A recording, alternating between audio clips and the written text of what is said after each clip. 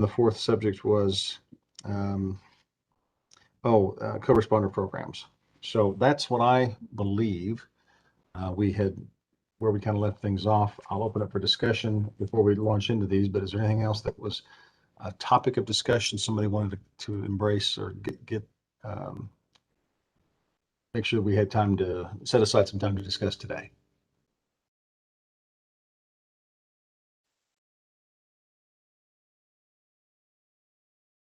Okay, not hearing anyone. And if you want to be heard, just speak up in case I missed the Zoom wave thing. All right, well, so we'll jump into CPOST training issue. Representative Owens, I don't want to put you on the spot, but I think you had talked about this last time. Any further thoughts on this? Any additional comments? We'll open up for discussion here. What I'm getting at is here, what I'm going to try to do is not just talk, but I want to start to frame what we should put into a report. Because what my goal is, I think I'll take the time to put a report together for the next time that we can discuss, add to, we're not going to go through it line by line unless people want to, but the idea is on the next meeting, this is what a report coming out of this subcommittee would look like to the overall commission. We can recognize issues that we really haven't had a chance to address. We can get really detailed on issues we have addressed. I'll kind of leave it to the to everybody on the subcommittee, but so Representative Owens, with respect to training and CPOST and some of the issues you raised before, what would you want to report? What thoughts might you have on how our report should look to the larger commission? Well, my goal and my hope was to have the new CPOST director be able to share with us specifically what training exists and whether our committee felt that that was sufficient or whether there needed to be some specific additions or subtractions based on the things that they are aware of. Unfortunately, I was not able to get the new CPOST director, Schrader, on this call with us to present that.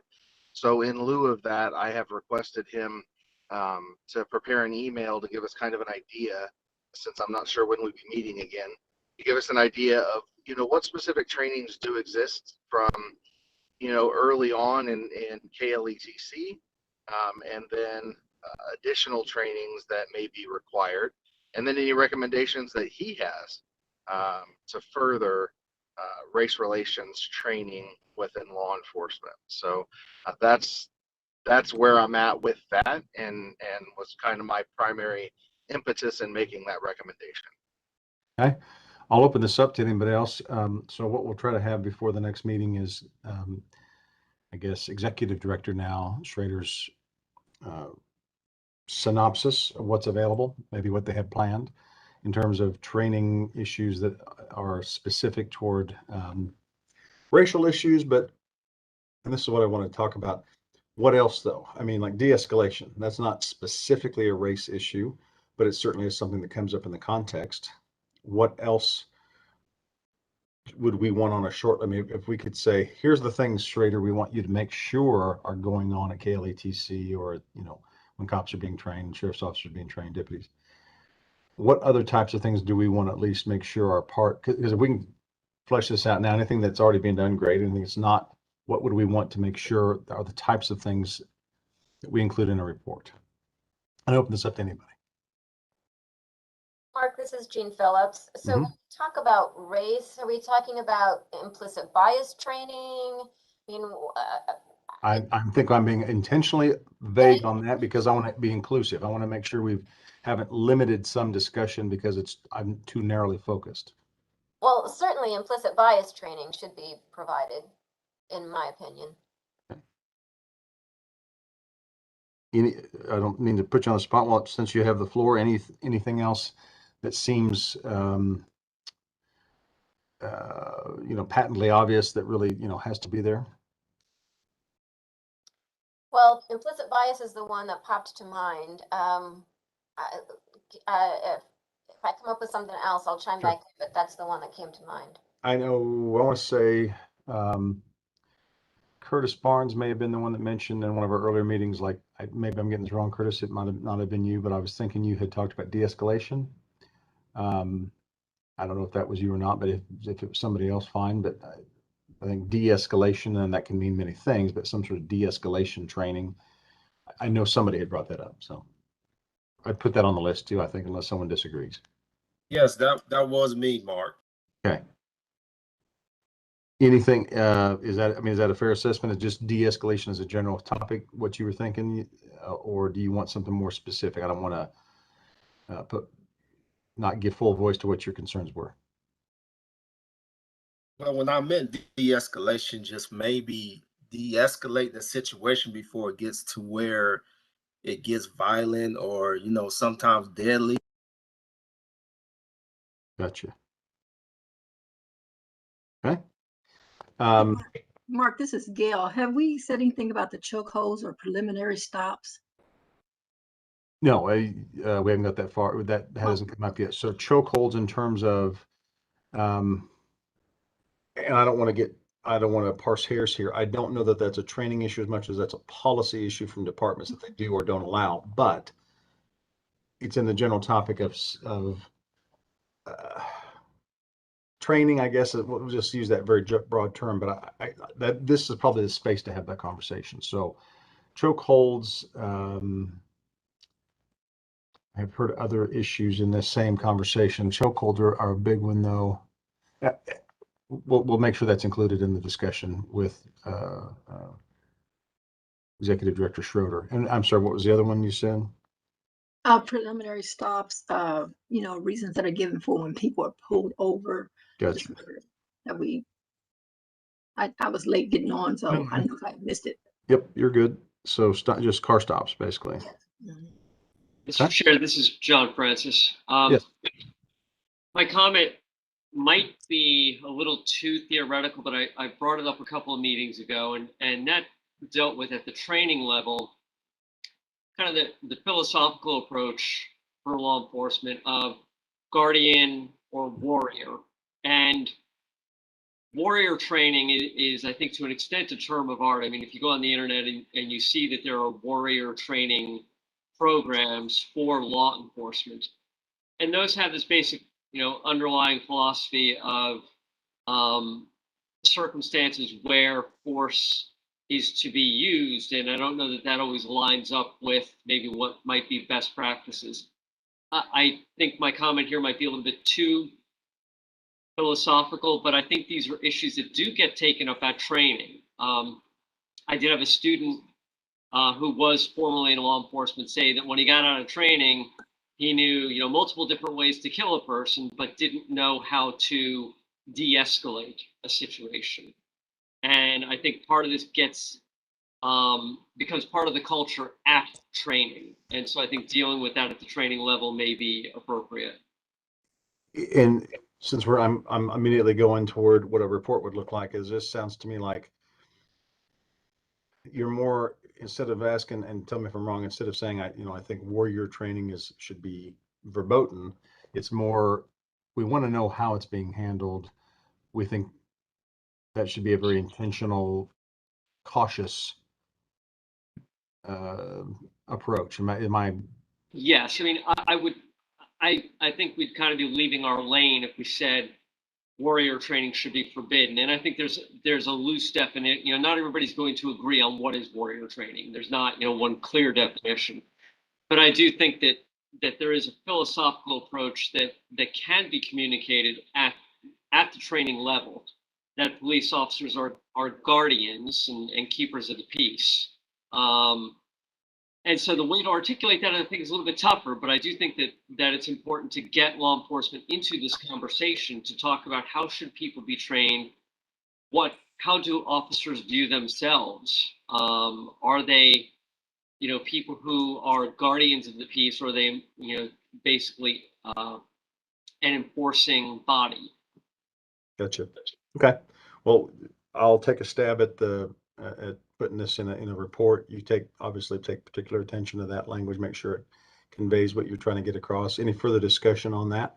Yeah, so I'm going to join John here. This is Jean Phillips. I've heard that talked about not just as warrior training, but demilitarization of the police, right? Instead of teaching them military style training, they need to be, as John said, taught more about how to protect and be a guardian rather than the militarized type of training that can exist. And I don't actually know what we do in Kansas, so I can't really say, but there are across the nation several places that train in a much more militaristic style rather than a protect and serve style.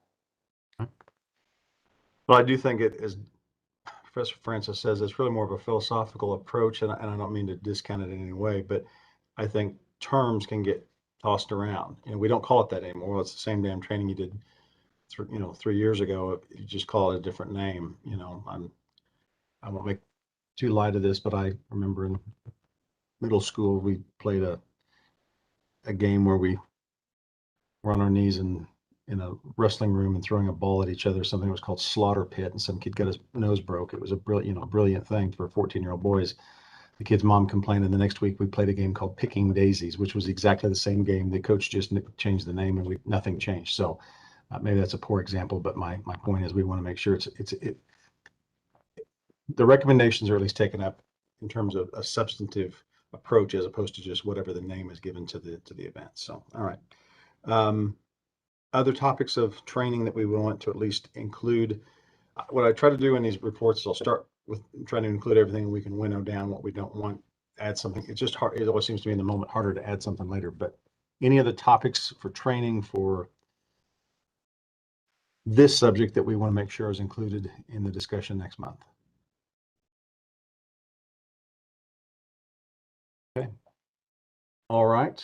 Well, I want to keep moving along here since we got a little bit of a late start. I want to make sure each topic gets its own time and attention. Second topic, I think, was, well, we'll jump down to, how about the KBI data collection? I think Scott Schultz was maybe going to talk about that a little bit. I don't want to put you on the spot, Scott, but any thoughts on that subject? What I get at is, what information are we collecting? The issue of data being available, being pulled from PSIs, from pre-sentence investigations. I think I'm just kind of refreshing from my notes from last month. I just want to give you the floor for a minute, see if there's anything that you want to add to the conversation about KBI's ability to gather information and what role the Sentencing Commission at least would have in that regard.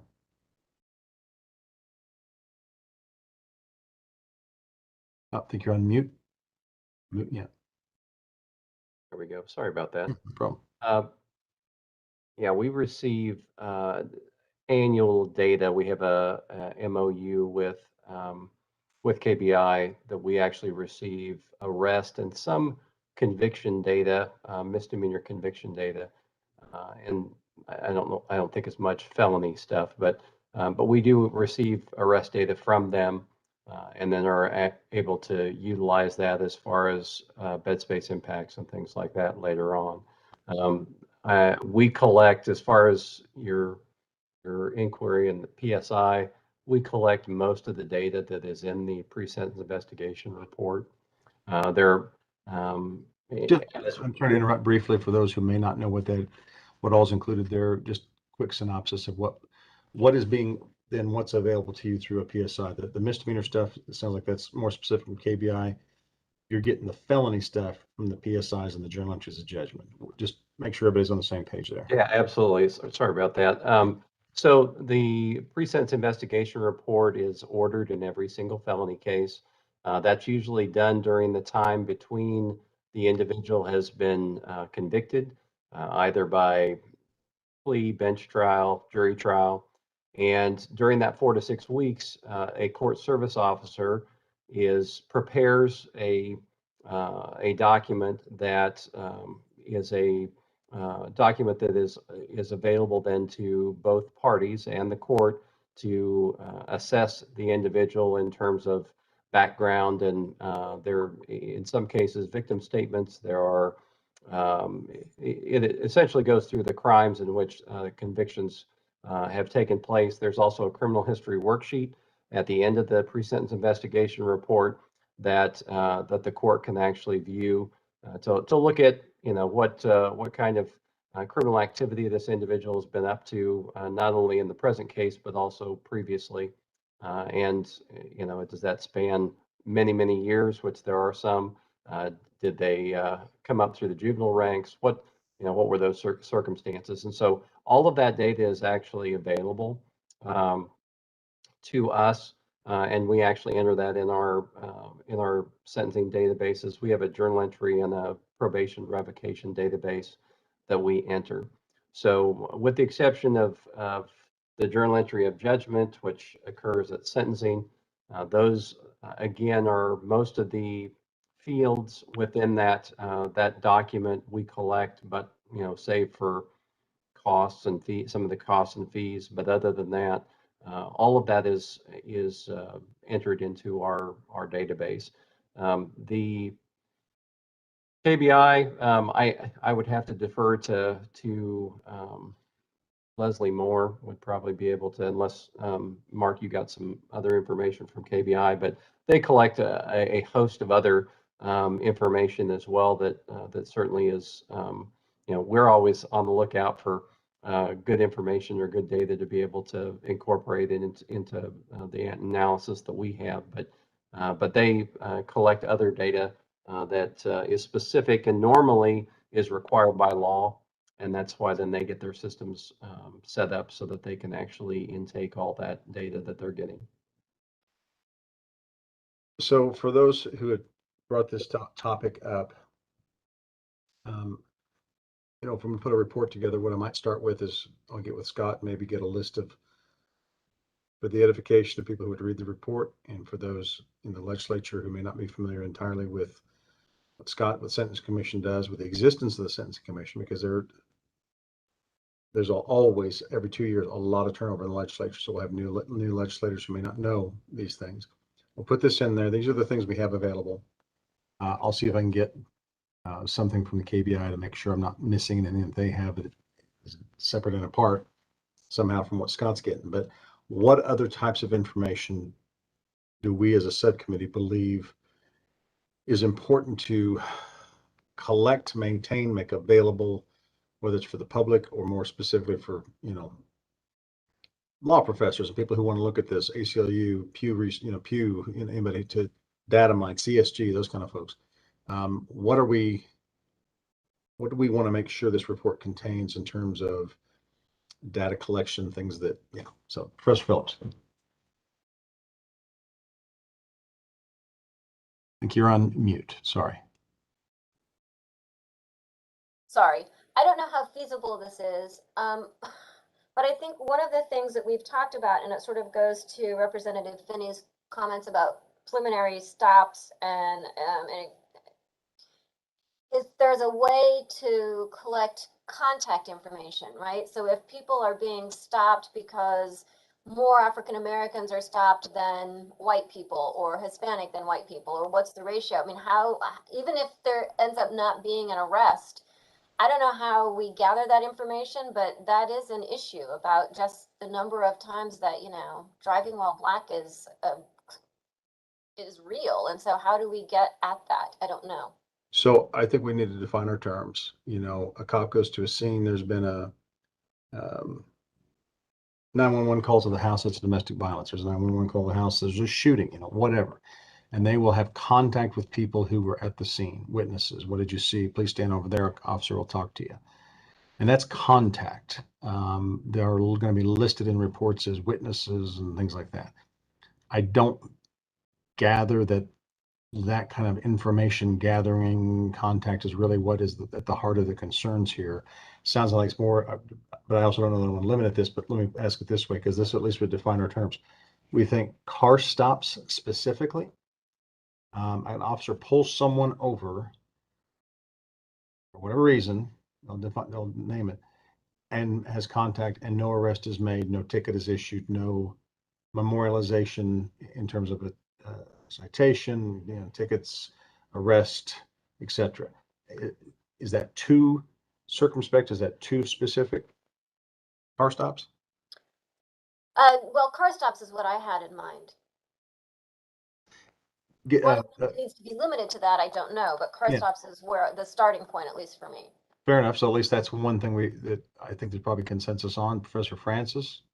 So I agree, car stops are a clear one that should be included, and we've seen evidence from different states that car stops are disproportionately affecting people of color. I think also when we look at things like, what encounters that are less than arrests, maybe even less than reasonable suspicion stops, but stops, and kind of what New York was doing for all those years, which wound up getting basically overruled by the U.S. district courts in New York. They were trying to pass street encounters as being legitimate Terry stops, but they didn't meet the Terry stop level. But I think gathering data on information that would be considered a stop, whether it is legitimately a Terry stop or something that falls short of a Terry stop. But that is data that was being collected in New York. And that wound up being the basis of, a policy change by gathering that data. That data went before the U.S. District Court in New York, and they said, no, this is not okay, and this doesn't comply with Terry anyway. Representative Finney, I think you were one that mentioned this before. The notion of at least stops. I am moving and I'm walking, I'm driving, that's probably it. I'm not sure what else, on a bicycle, I suppose.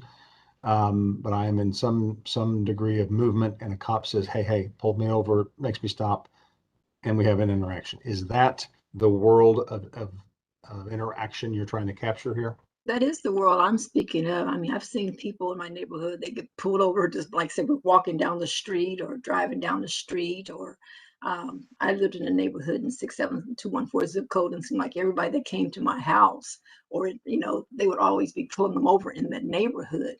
And it just ended up being like a standard joke, go in that area, you're gonna be pulled over. Okay. So I can't just limit it just to car stops, because there's other reasons that they're being pulled over too. I mean, so Well, I just I don't know think, how we could limit it.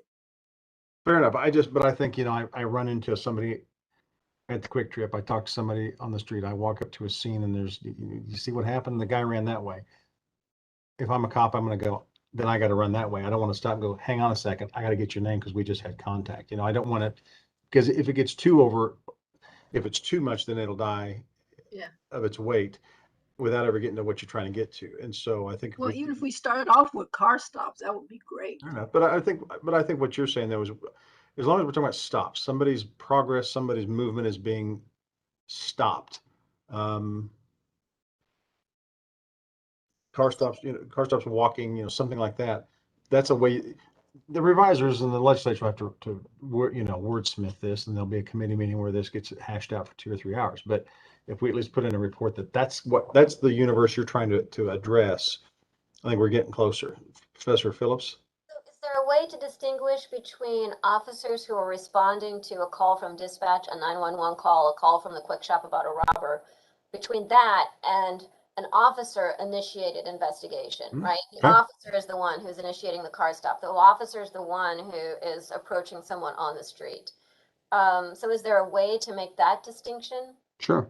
I think it's just a matter of how we word it. So, yeah. Because I think that's what we're more concerned about, right? I don't know that there's I'm not going to say there's not any concern, but from what I hear being voiced, the concern is more about when officers are initiating and investigating on their own without a 911 call, that they're, it's the percentages of people who are stopped or who are whatever, it tends to be more marginalized communities.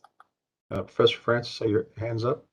Yeah, I agree that there is a significant difference between a contact that's initiated by the officer as opposed to someone who's flagging down an officer or a citizen initiated stop. So that's number one. Number two, we have had this question before of, does this information gathering require going to this extra step of, let me get your name, let me see your ID. And so I think it's possible to get demographic information, at least for these purposes, without asking for ID. And part of the reason that I think it's important for us to at least think about that is once the ID is requested, then we're escalating the level of the stop too. And so I don't think that that's necessary to do that in order to gather the information we're talking about. That is a salient point. I mean, damn it, I have to do this. Tell me your name, show me your report. Now suddenly we got I'm arresting you for interference because you didn't answer the question I'm supposed to be doing to try to help, you know. So yeah, I'm with you. All right, good points. I don't want to just have the two professors, the three lawyers in the room all barking at each other here. What else? Who else has a thought on this subject? And if somebody with a professor in front of their name wants to keep speaking, that's okay too. But I want to make sure it's not just the three of us sucking all the oxygen out of the room. Too late. I think we did. All right. You know, Mark, that data collection has been an issue in the legislature for years. I know myself, and Senator Haley, and several of us have introduced data collection bills ever since I've been in there since 2009, and they've never had a hearing. But hopefully, maybe coming from this commission, maybe they'll take it a little more seriously. Well, I do think that part of it is if you're asking, anytime you ask this, I was part of the scrap metal bill a few years ago. We were trying to figure out a way to collect information. We could stop all the catalytic converter thefts and all that sort of stuff. Well, who maintains it? If we have to go someplace and have a new database stood up, there's cost associated with that. And there's just, anytime cost is associated with anything, it's going to fall on deaf ears just because everybody's trying to keep costs down. So I think once we've identified what, then the next issue is how. And if we say we want to stand up this new database the KBI has to do, this was a wasted conversation because it's just probably not going to ever happen. But if we say it just needs to be added to a standard offense report, you know, I mean, honestly, it's the kind of thing that you could, I don't want to think too far out of the box here because there's still limitations with regard to technology, but like a CAD, I don't know if everybody knows what that means, but it's when a cop says, officer pulls over a car, the last thing he or she does before they step out of the car to walk up to the driver is they call out to dispatch, here's where I'm at. That is all those records are maintained in what's called the CAD report of any given day. Officer checked out at the scene, was here at 10/8, whatever they were doing, it's just the minute by minute routine of the cop every day. If there's a way, I don't know that there is, but if there's a way to say that information could be data mined and submitted to the KBI. So I had contact with an African-American male, I had contact with an Asian female, I had contact with a Caucasian female. It wouldn't require a lot more effort on the part of the cops. It's not one more damn report they're putting together. And it's also not another database that needs to be stood up with more cost. I don't know. That may or may not be feasible, but those are the kind of things I think you'll have more success if this is more turnkey and just part of a normal, just one more thing added to the normal course of business, not a new responsibility all by itself that someone's going to have to maintain. That's when the costs become prohibitive. So my 2 cents. All right. Any other discussion on the subject of data collection? I'll jump over real quick to the subject of gang affiliation and the statutes associated with that. I think I'm on a group with the Wichita Bar Association that they've asked us to look at this issue. At our last meeting here, we had talked about the fact that traffic and issues associated with traffic stops, as big of an issue as it is, it's almost too big for a limited window of time here. So we're going to acknowledge the issue and suggest that more attention be given to it. I'd say a little bit, I'm not quite there with gang membership. It's not that big compared to traffic stops. Traffic stops affects just tons of people. But there's an ongoing discussion about gang membership and the degree to which it needs to be part of the statute. But I do think there's one topic here, and I'll open it up for discussion. That is, I've heard even in law enforcement circles that the notion that we need a $50,000 bond by statute for everybody who commits a felony who happens to be listed on a gang registry, that's probably an antiquated idea that could pretty easily be either removed entirely or simply amended to say reasonable bond must be set, something like that. simple change to the statute, no longer an arbitrary 50,000. Well, we may have consensus on that, but what discussion do we have about the issue of gang membership and that issue for this coming legislative Well, session? Mark, I have a problem with that because you can be on that gang list, from my understanding, just by your affiliation. That doesn't mean that you're a part of a gang. And so that can really get someone really hung up. Well, fair enough. And let's break that down in terms of starting with the notion that gang affiliation. I mean, do you just want, I don't want to read too much of this. Do you think gang affiliation should just not be a thing, or should not be? Well, I think they need to have a criteria for gang, like I said, because sometimes, it could be a friend of a friend, and just their association could label them as a gang member. So that's what I've heard has been the main issue. People being tagged as a gang member, and they're not. They may just be a relative to one, or Gotcha. went to school with one, or they've did something together, but that doesn't necessarily mean you're a gang. So a report, we'll jump ahead. You're in the legislature, you're reading this report. What would you want this report to say regarding the notion of gang membership and how it interacts with the criminal justice system? Is it we need more study? Is it you want to go ahead and take up the issue of picking apart the statute that defines what gang membership is? I mean, what would you like to see in that report? Well, once before, I think we did try to define what gang membership is. Do you remember that? Yeah.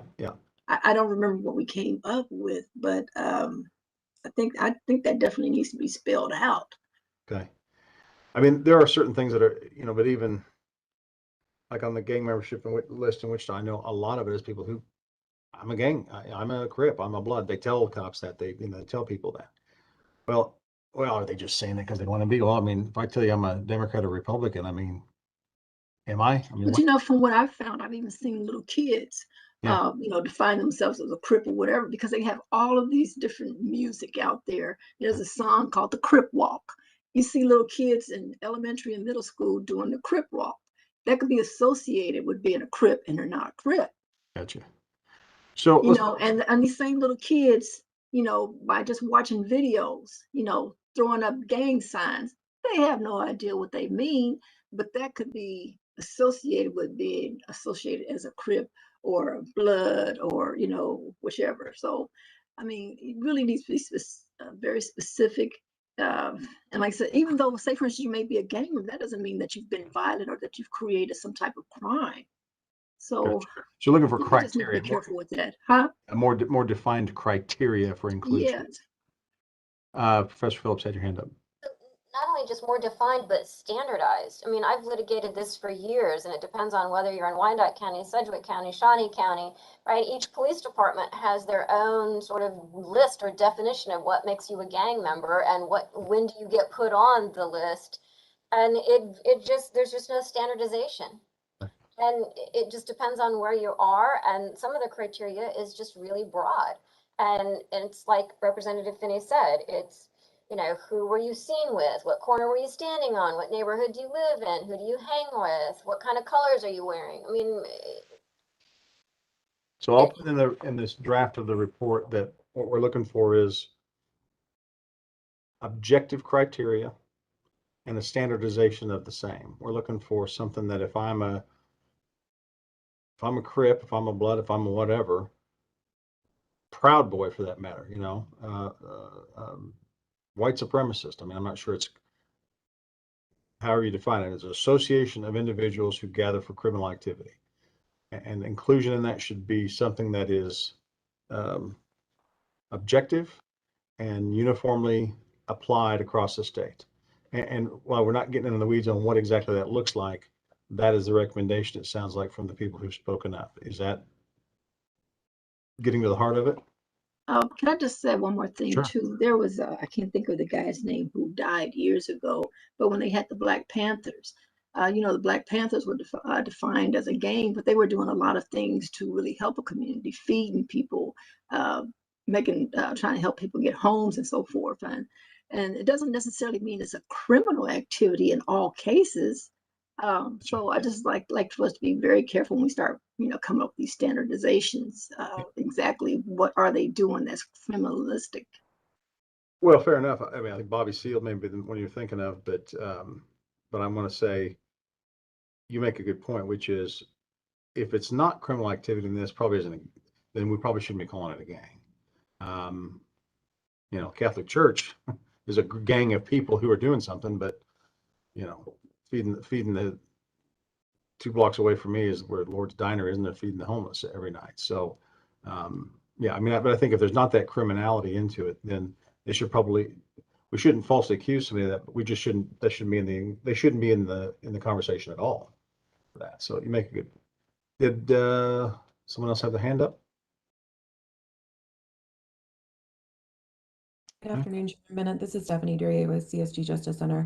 Yep. A quick question I'd like to pose to the subcommittee around the definition of gang member is one that I can just imagine would come as kind of pushback from some folks in the state, not necessarily the position of CSG or myself, is that if someone is claiming gang membership, how far are you going to require law enforcement to go to prove that they are or are not a gang member? So I can see law enforcement pushing back on that, saying, well, if they want to claim gang membership, well, how do we provide or prove that they are or are not within a gang, right? Yeah, there'd be no way more to prove that than if I said I'm liberal or conservative. I mean, you can't, there's no way to prove it. It's just, but the question is that sufficient? I claim that I am, but I'm sitting in my parents' basement doing nothing about it. Is that sufficient to be on the gang list? Maybe it comes with some behavior as well. I don't know. I think the real thing, what I'm really hearing though, is just more of, it's a conversation that needs to take place. And the real issue is whatever we arrive at, good, bad, or otherwise, there at least ought to be consistent. You shouldn't be a gang member in Dodge City because you do behaviors X, Y, and Z, but the same thing would never get you on the list in Wyandotte County or in Sedgwick or vice versa. So standardization of these would be, seems to me to be a pretty threshold goal here. Mark, this is Jean Phillips again. I don't want to suck all the oxygen. I'm just going to make one last comment about this. This is a topic that we can't resolve between now and November 1. Sure. I think all we can do is acknowledge that this is a potential problem that needs to be evaluated, and some, what constitutes affiliation, what gets you on the list should be, that just needs to be evaluated and standardized in some form. But I don't know that we can, in the time that we've got, settle this issue. It's a pretty big issue. I tend to agree with that. I just think bringing it to light, memorializing in a report, making sure it's there, that it's something that the commission believes is an issue that's worthy of its legislature's attention, strikes me as at least Agree. a good thing. So, okay. If there's nothing else on that, the last thing I had was co-responder programs. I didn't see Bill Persinger on this call. He's been kind of a champion of that in discussions in the commission and other subcommittees. But again, co-responder programs on their face may not seem like a racially criminal justice reform in the context of racial justice. Co-responder programs may not be an obvious fit in that conversation, but I do think they're part of the larger conversation of, hello, it goes almost to what Professor Francis talking about, the guardian warrior thing. You show up with a social worker to a crisis situation right off the bat, you've taken warrior out of the equation, if nothing else, by the presence of that third party, or at least initially. So, de-escalation. There's any number of things we've already talked about that could be accomplished by co-responder programs. Again, to just jump on what Professor Phillips said, this is bigger than we're going to be able to get to and give, discrete, finite recommendations. But is there anyone who, I've not heard anybody so far in any of the meetings we've been a part of have anything disparaging to say about co-responder programs. The only question is financing and who's going to pay for it, and what availability are there. There's a lot of jurisdictions that just don't have enough social workers to begin with, let alone people who are trained mental health workers. But what do we want to say about that, about the notion of co-responder programs? Is that something everybody on this call is comfortable with, in support of? Anything anyone wants to add to that specifically? Mr. Chairman, I think the co-responder programs are, based on the information that's been shared, they're really great concepts in Shawnee County. They seem to be working out well. And I agree that there is a budgetary cost up front, and I haven't seen the numbers, but I think there's probably a good argument that the upfront money winds up getting paid back on the back end when there are fewer cases going through the system that really don't need to be going through the system. I think there are fewer people going into the jail.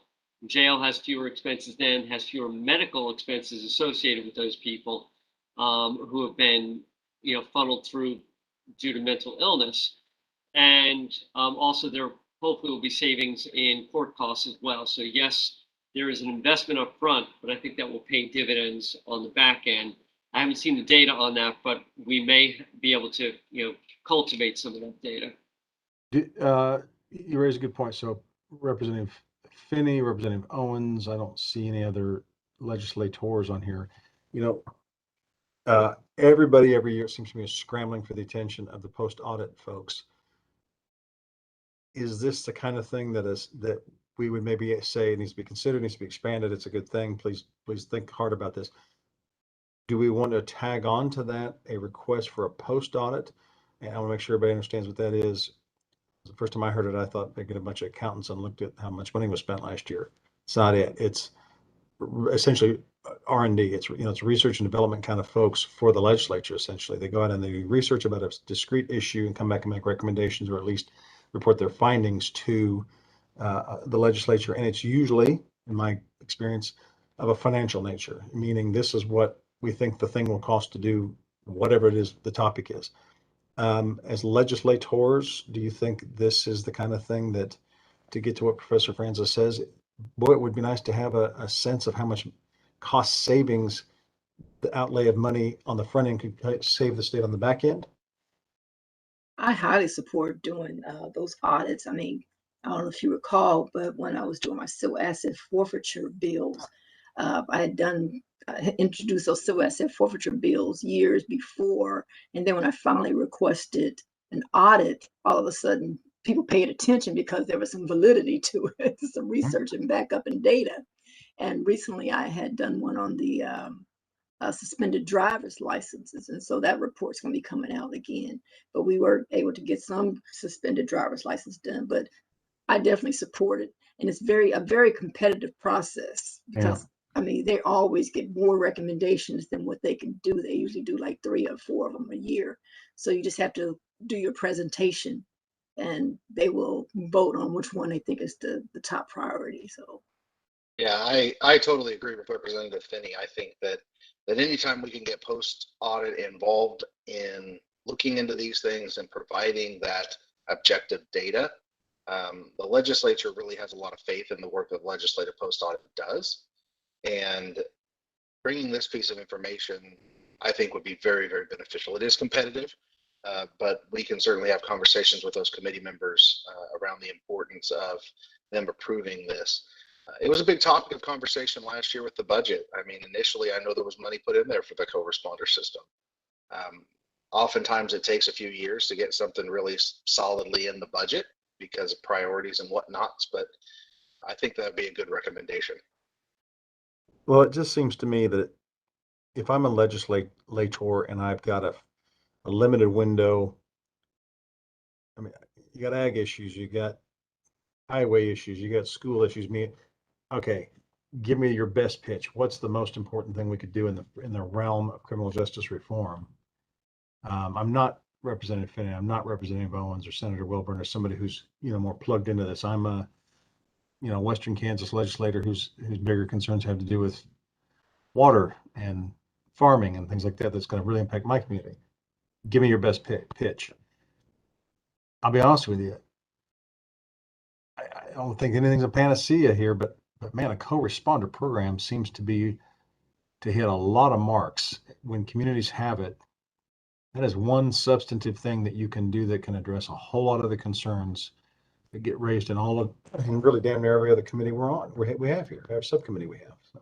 And I think that's why even the Western Kansas and our rural legislators get it. They still have people in their town that are taking up law enforcement resources. Yep, I have yet to have a conversation with a legislator that doesn't believe that mental health and additional work needs to be ongoing with that. So I think that it would be received well. Again, always comes down to the dollars and cents, but legislative post audit and a report showing that benefit.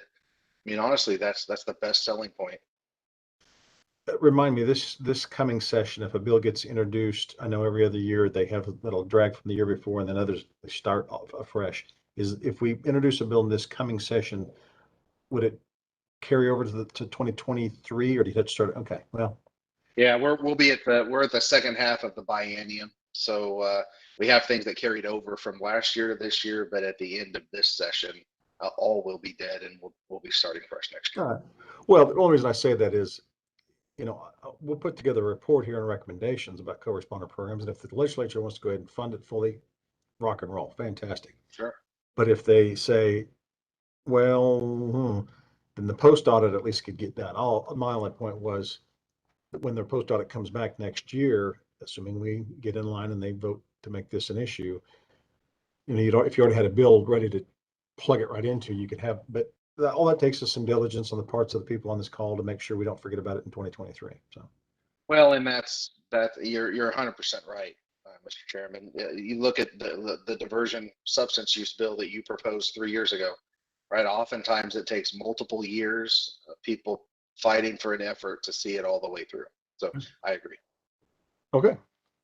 Other thoughts on the subject? Yeah, Chairman Bennett, this is Stephanie with CSG. Apologies, I'm having some internet issues. I'm going to keep my camera off to try and help mitigate that.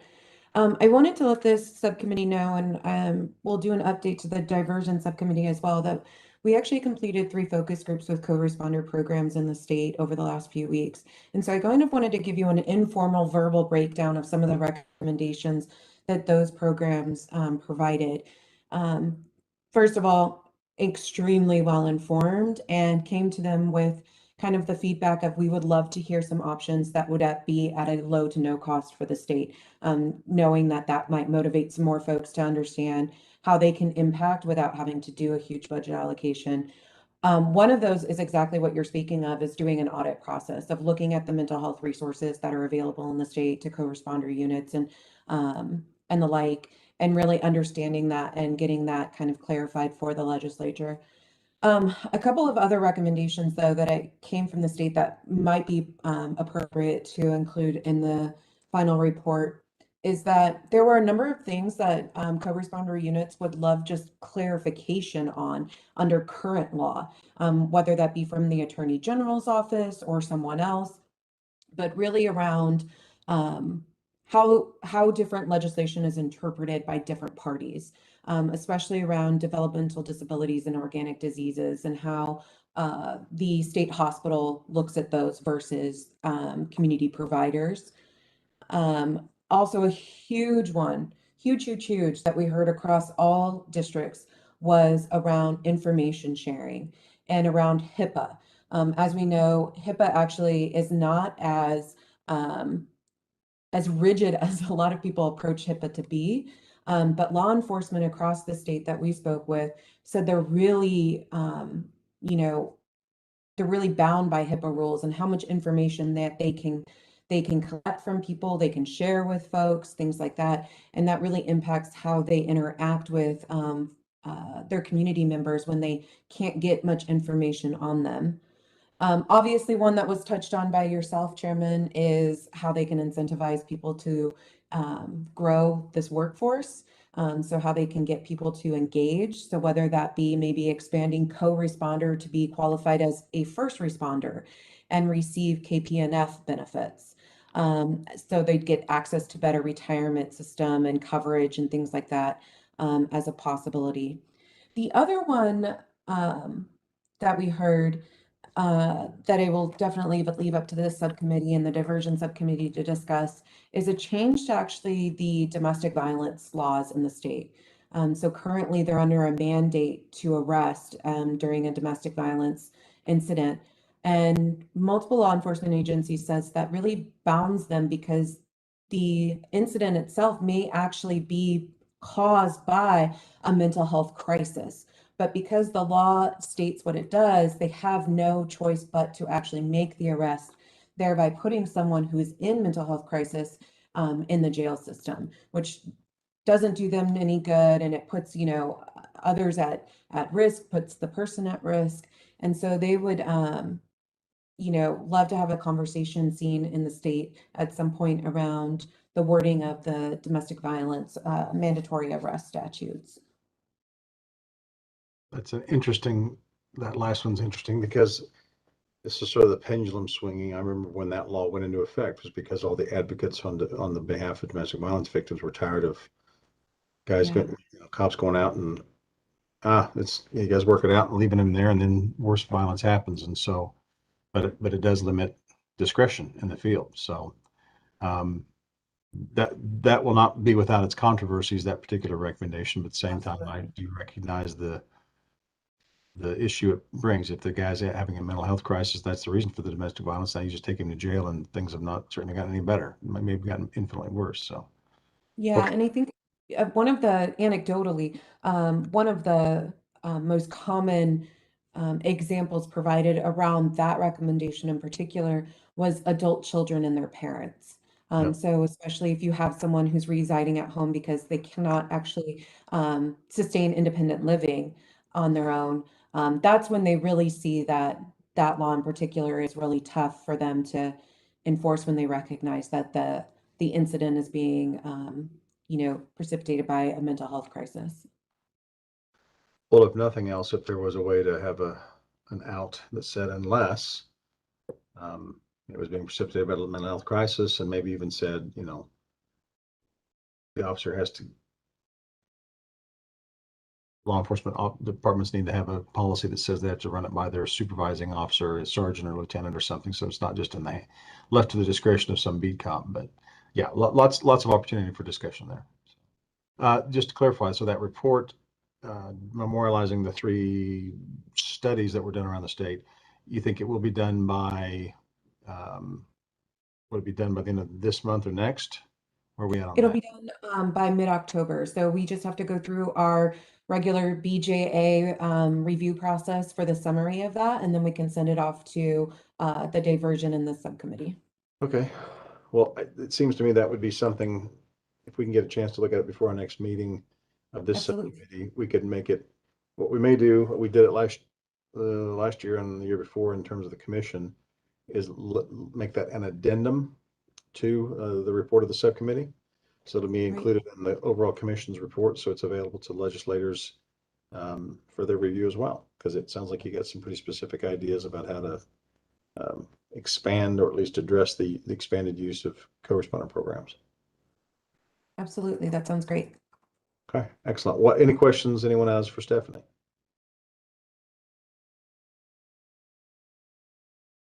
Okay. All right, well, it's 1:15, but since we got started a little bit late, I think we've covered all the topics I think we needed to for our agenda. What else, though? This is a race in the criminal justice system subcommittee. We are being very pragmatic, trying to identify specific things that we want to make recommendations for, so that we can do more than just identify general thoughts and comments. I want to give the legislature something to make some progress on, but the final report can also be a place where we recognize issues, where we give lip service, we give a space for inclusion of issues that we want to make sure are on the minds of legislators, either this coming session or in the future.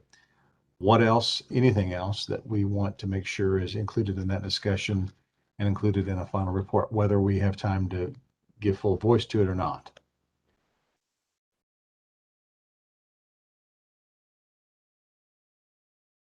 I'm sorry, Representative Finney, I saw you. Looks like you're on mute. You're going to say something? No, I was just saying I didn't have anything. Okay. Just going down the list here. Mr. Barnes, over in Johnson County, anything that you, hearing in this conversation that you didn't you don't think we've given full voice to, or just want to make sure it doesn't get lost in the shuffle here? Oh, I think I'm good. Thanks. Okay. Representative Finney, Professor Phillips, anything? Nope. Okay. Professor Francis? John, I can't see you right now for some reason. Let's see here. No, I'm okay. I've said what I wish. Thank you. Okay, very good.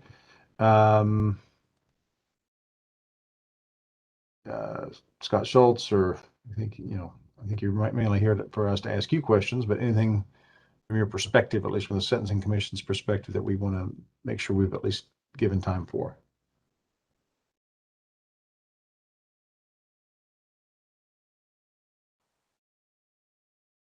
I'll take it from your silence now.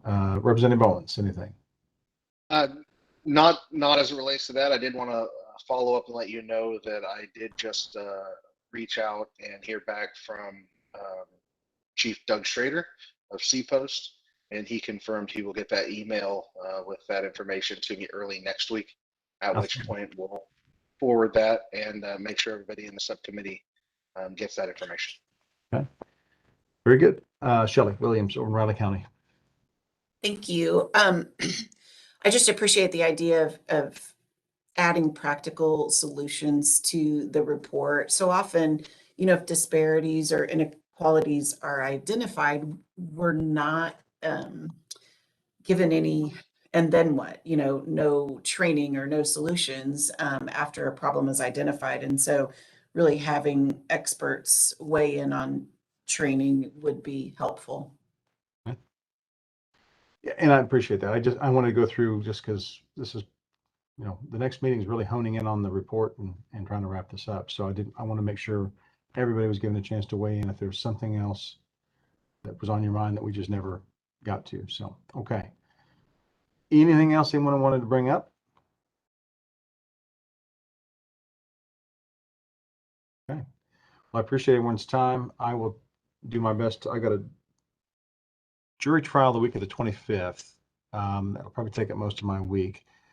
I'll see about, I'll talk to Natalie about an opportunity to maybe try to do this the week before, get back to that. We had started doing the third week, and that got to be a problem for people, but if it would work, if not, I'll ask Professor Francis or Professor Phillips or somebody to run the final meeting. But in the meantime, I'll try to get a report together to send to everybody so it can be used as the framework for a discussion.